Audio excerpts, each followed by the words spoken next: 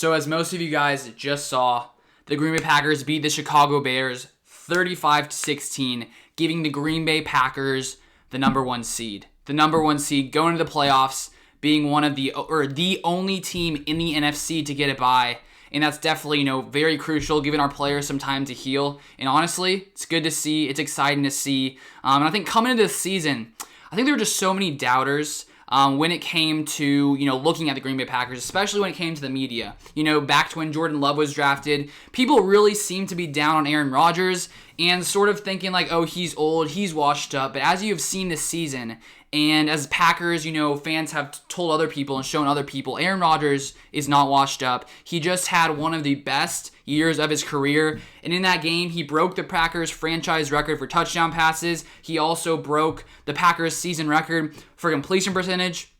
And so Aaron Rodgers has pretty much shown everyone, this entire season that he still has it, and he's likely going to have it for years to come. And so he has another dominant performance versus the Bears team, 19 for 24, 240 yards, and 4 touchdowns. And of course, with David Bakhtiari going down earlier this week, lots of people thought that could be, the reason that this Packers team could struggle. But in that game, the line held up very, very well. Billy Turner at left tackle, and the Bears only got 1 sack in that entire game. So obviously, the Packers investing in that offensive line and sort of the depth that we have, we've just sort of seen from this offensive line that even though Bakhtiari may be down, there's really no reason to worry. And facing a pretty good Bears defensive front, this offensive line proved that, they're going to be tough, to stop, even though we are without David Bakhtiari. So great game from the Packers, 35-16.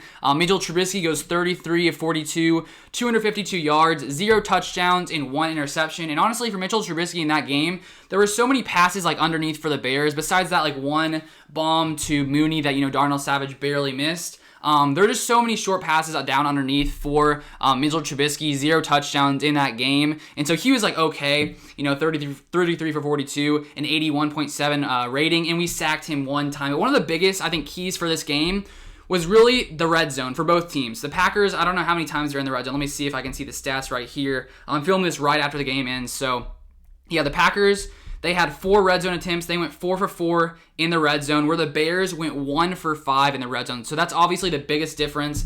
I'm pretty sure the Packers are the best, red zone offense in the NFL, and they showed that once again, going 4 for 4 in the red zone today. And the Bears go 1 for 5. So this Packers defense really showed up in today's game. To start off the game, with Cordell Patterson doing that weird thing where he put the ball on the 1-yard line, with them starting at the 40-yard line. So there are a couple first possessions for the Packers defense that we were in pretty bad positions. Starting at the Bears own 40, and then that next series, we have Tavon Austin fumble that punt return and gives the Bears a really good field position. But this Packers D played insanely good in the red zone. That's definitely good to see coming to the playoffs. People have been worried about this Packers defense. In the past few weeks, they've really shown that they have what it takes. And so coming into the playoffs, I feel pretty confident with this Packers offense, of course, with Aaron Rodgers playing lights out as he has all season. But now this Packers defense has really shown up for the past few games, holding the Titans to, what was it, 14 points last game, I'm pretty sure. And then this week, we hold the Bears to 16. And obviously, this Bears offense isn't, one of the best in the NFL, but we still did a pretty good job. And then we take a look at David Montgomery. In this game, he had 22 carries for 69 yards, only averaging 3.1 yards per carry. And I talked about in the preview video just how good he's been recently in the past 5 or 6 games. He's been averaging 5.6 yards a carry. And in that game, we hold him to 3.1 yards per carry. So a great game from this Packers run defense. And that's one of the biggest keys, I think, for the Packers. As we've talked about in the past. The Packers used to struggle a lot against the run, and it seems that recently they've really fixed that problem. So that's definitely good to see. Definitely gives some Packers fans, a little bit of hope regarding this defense. Good to see us holding the Bears to 16 points. And then we take a look at the Packers rushing attack. We honestly didn't really do too much today when it came to running the ball. Aaron Jones, 11 carries, 42 yards. 3.8 yards per carry and 1 rushing touchdown for him. Then Jamal Williams had 5 carries for 26 yards and 5.2 yards per carry. So we honestly didn't really do that much on the ground. And then when it comes to our receivers, Marquez Valdes-Scantling, great catch, great touchdown catch on, in the first half. And then he comes back. Aaron Rodgers with a beautiful bomb to him. I'm like, oh, it's time for Marquez Valdes-Scantling touchdown number 2. And then he drops it. And that's one thing we've seen with Marquez Valdes-Scantling. Obviously, he helps his Packers offense a lot, being that deep threat. And we have seen times where he gets open a good amount of time, but it seems like 50% of the time he drops the pass. So honestly, it's a little tough at times to see that happen.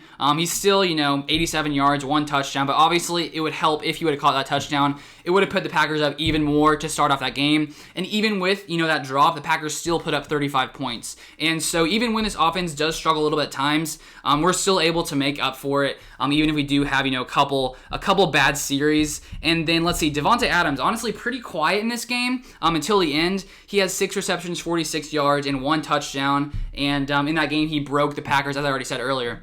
He broke the Packers' single-season reception record, and then he tied the single-season touchdown record. So Davante Adams has been playing so good this season. And that's with missing, I think he's missed 2.5 games. So to do that while missing 2.5 games is just crazy. So it just shows just how good Davante Adams is. Probably, one of the best wide receivers in the NFL. So that's pretty much a breakdown of that game. Packers sitting at the number 1 seed. It's a beautiful sight to see. Playoff games are going to be coming through Lambeau Field. Home field advantage. It'll be interesting to see who we end up facing in our first playoff game. Obviously, there's lots of games next week, and so that'll obviously, show us who we'll be facing at home at Lambeau Field. It's going to be tough for any team that comes to Lambeau Field in January. The Packers are used to it. I hope it snows. Those are always fun games to watch. But I'm pumped. Packers sitting at 13-3. Great season. After last season, everyone's saying the Packers were 13-3. They're frauds. They should have been more like 9-7. And this year, everyone doubted the Packers. And then once again, we have proved the doubters wrong. Aaron Rodgers has proved the doubters wrong. And I want to say thank you guys so much for, watching these videos, supporting these videos. I really appreciate it because without you guys, I'd just be sitting here in my room by myself